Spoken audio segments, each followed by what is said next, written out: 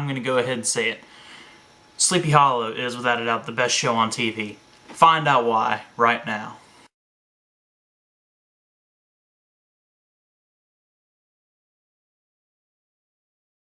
What is up, YouTube? It is Joker777 and I'm back with another review for you guys, and this is going to be a good review, I think. This is for the episode, this is for this week's episode of Sleepy Hollow. In all honesty, I forgot to write down the title of it, and I just now looked and see that I forgot to write down the title, so just know this is probably the best episode of the whole entire series. And I'm going to go ahead and say it just like I said in the intro. Sleepy Hollow, at least for me, is the best show on television right now. Every single episode is so good. Every single episode leaves you with so much that you want to see. And I'm going to go ahead. This may be a little bit of a longer video. This may be a two-parter just because there is a little bit to talk about. There's so much revealed in this episode. So much good stuff happens. So basically, this whole episode is about Ichabod, trying to interrogate the Horseman to find out the Horseman's weakness. Because you remember from the previous episode, Ichabod, Abby had basically captured the Horseman of Death, and now Ichabod's trying to find out his weakness. So the first thing that we find out is John Cho, his character's name is Brooks. They found out that Brooks is a Necromancer. Now, a Necromancer, according to this show, is someone who can communicate, with the dead, so that way the dead can talk, because I don't know if you know this, but it'd be kind of hard to talk if you don't have a head. So they have to use Brooks to basically channel the Horseman's voice through Brooks, so that way the Horseman can be heard and speak. And this is a very central, heavy-based story on the story of basically Ichabod. He has some skeletons in the closet, and this is where we find out basically, that his and Katrina's relationship didn't exactly start out too great. Because actually, Katrina was betrothed to another, and his name was Abraham, Ichabod's friend. That's right. Now, Abraham is desperately in love with Katrina. He loves her so much, and we find out that she doesn't love Abraham because Abraham is typical. He's trying to buy her love with his money, and Ichabod deep down knows who Katrina is. He knows what she likes, what she wants to do, and how she really sees herself. And because of that, she loves Ichabod for that. Well, turns out that Ichabod and Abraham are charged with bringing this document to the congressman in Philadelphia, and it's basically a precursor to the Declaration of Independence. So along that way, Abraham basically finds out that Katrina doesn't want to marry him anymore. They were engaged to be married, and we find out that Katrina doesn't want to marry him anymore. She's actually in love with Ichabod. Ichabod tells Abraham. Now, I need to back up just a little bit, because Ichabod actually finds Katrina's necklace that Abraham actually buys the necklace for, but Ichabod suggests it because he knows that's what Katrina will like. Abraham was at first going to go with this gaudy piece of jewelry, and Ichabod said no, she'll like this.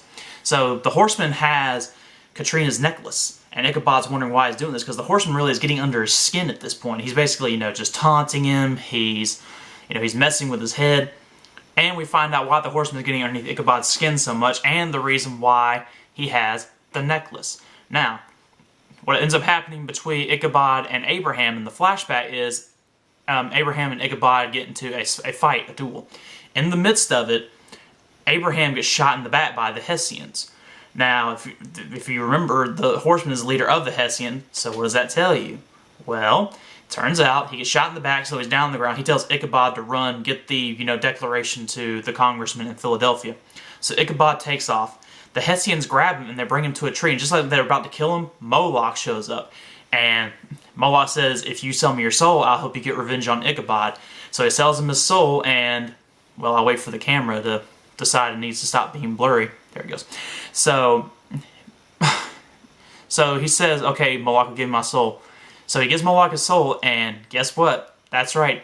Abraham is the Horseman of Death. That was a twist I did not see coming. That's a twist that really, it blew me away. I was shocked at it.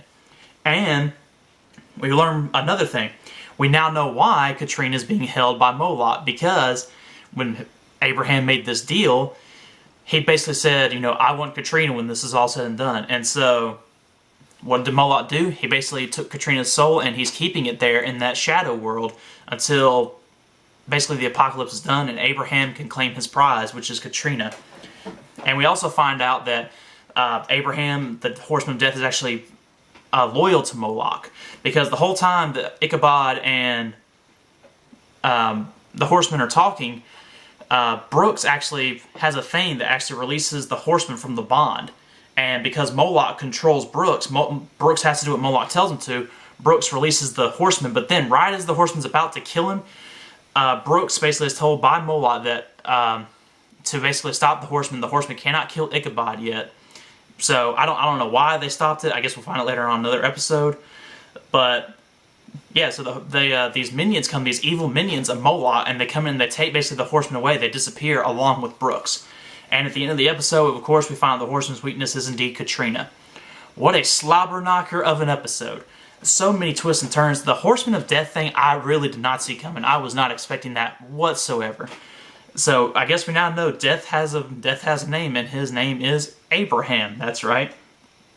I was just blown away by that, and I was so blown away by this episode because we learned so much. We finally get some answers. We find out, what Brooks is, what happened to him. We finally have, Irving's character is finally in on it, so that's always good. You have you have Jenny, her sister, who is basically now is going to become probably a key character in this, since she has that pass out of the insane asylum. They may try and keep her out, I'm not too sure. We also know, why Katrina is being held there, in which, for those of you who don't know who Katrina looks like and you're wondering who this woman is that Ichabod and Abraham are fighting over, here's a picture of her. Pretty dang cute, don't you think? That's just me, though. Anyway, so much was revealed, and here's the thing, they didn't leave you with answering every question and then not setting up for another episode. There's gonna be, some more stuff to go down. And I, for one, cannot wait. Like I said, this is easily the best show on television right now, and I'm telling you right now, it's in my top 3. Lost, Breaking Bad, and now Sleepy Hollow.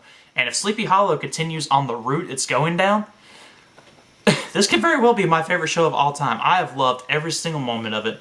I love Tom Mison, Nicole Beharie, I want to say it's either Beharie or Bahari, Orlando Jones, and they're all delivering these solid performances week in and week out, and the story is so intriguing. There's twists and turns, there's plot twists. The show is just awesome.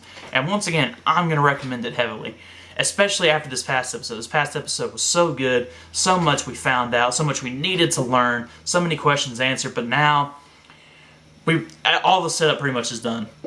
It's time to basically, get into the root of, basically the fight versus good and evil, and like I said, easily one of my favorite TV shows, best show on television, and of course, you already know, I'm going to give this episode an A.